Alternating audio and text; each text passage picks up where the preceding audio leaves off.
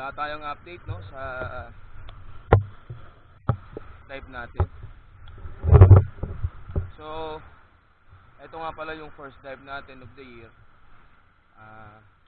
Mangunguha lang tayo ng alimasag and then kuha din tayo ng bungkawil. Baka pala rin meron tayong makuhang isda. So target lang natin ngayon alimasag at bungkawil para meron tayong pambenta bukas. So meron nga pala ako kasama, nauna nang nag-dive si Kasisi Tidam. And check natin mamaya kung meron kuha. And salamat. Thank you sa pagtangkilik at pagsuporta. At saka salamat din po sa mga bagong subscribers natin. So talaga samahan niyo ako. Thank you.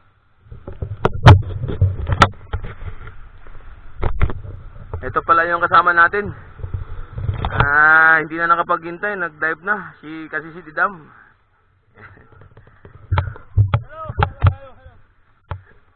Punta kami dun sa unahan. Doon kami mag-start. Kita-kits! Let's go!